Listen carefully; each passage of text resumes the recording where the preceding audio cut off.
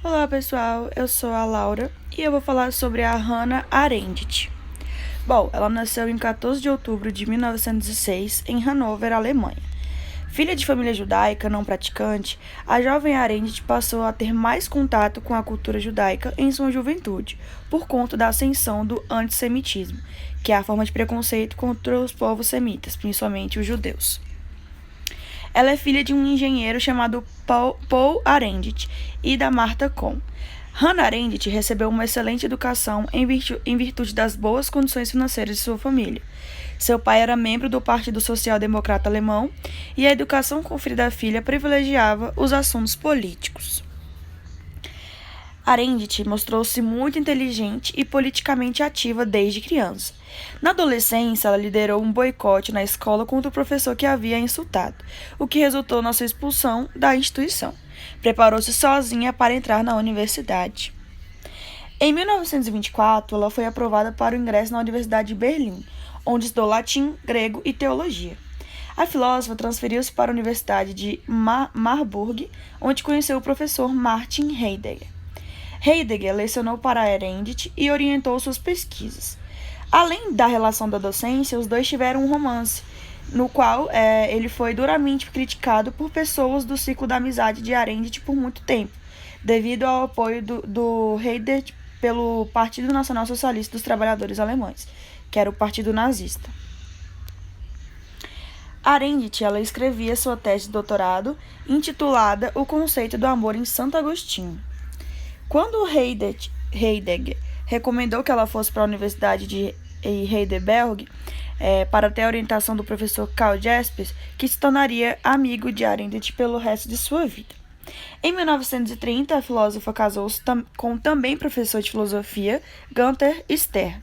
Após 3 anos, Arendt ela foi obrigada a refugiar-se com Stern na França, em virtude da ascensão do nazismo e do início da perseguição antissemita oficial na Alemanha.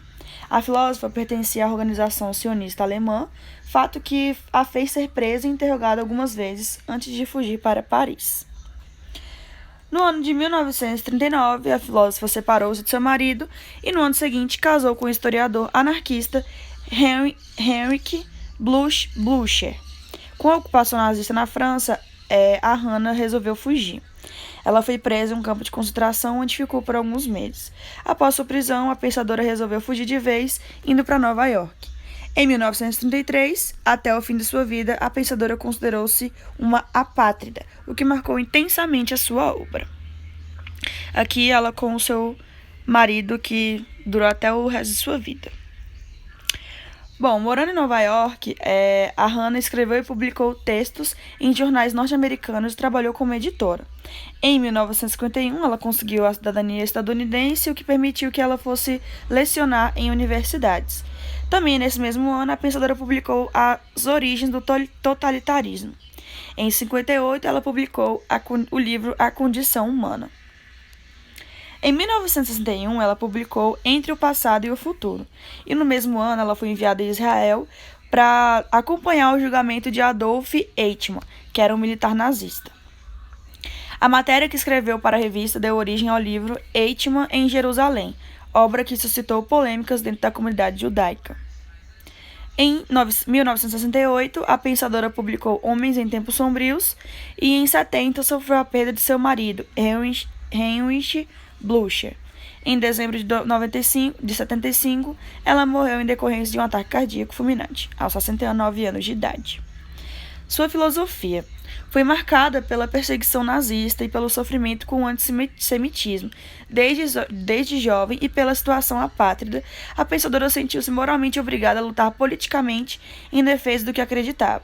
E mais do que isso, a estudar a fim de entender o totalitarismo, a questão dos direitos políticos e dos direitos humanos, e os motivos que levaram a humanidade a tomar caminhos tão obscuros no século XX. As influências intelectuais do pensamento de Arendt remontam a Sócrates, que a questão da filosofia como uma prática e uma atividade moral para permitir que a pessoa conviva consigo mesma. Com Santo Agostinho, ela herdou uma maneira de enxergar a vida como um conjunto de ações em que se deve ter responsabilidade pessoal por tudo que se faz.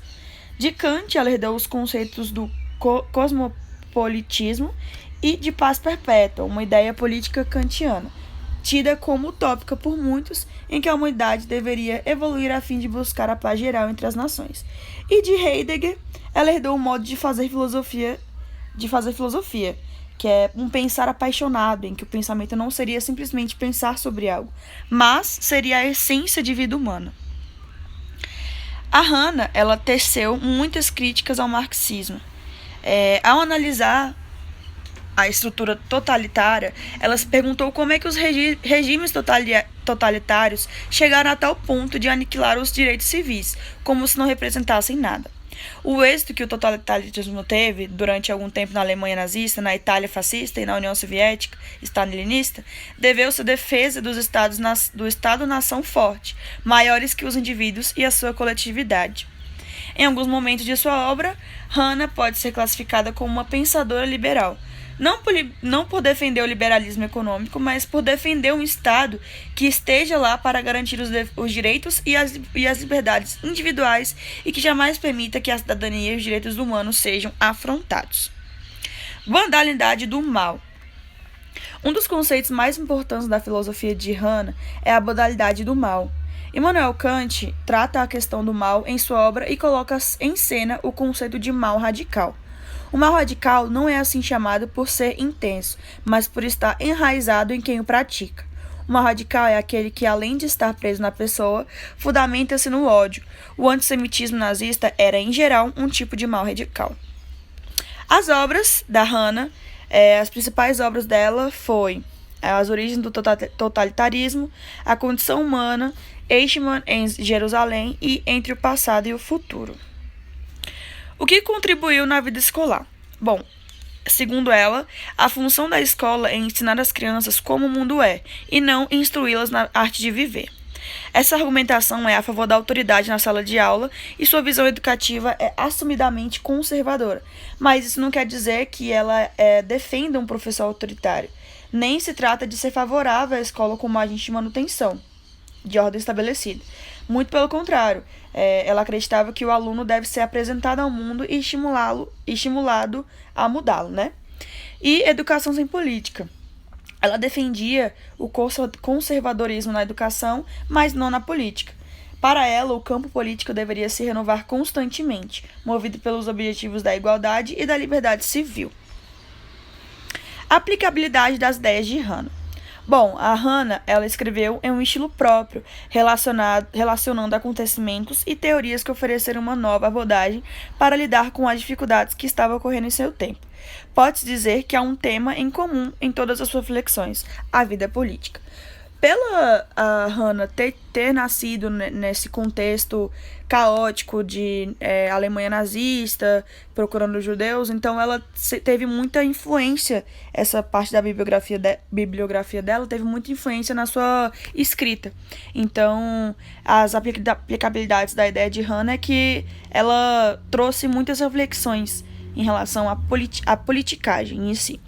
E é isso, essa foi Hannah Arendt.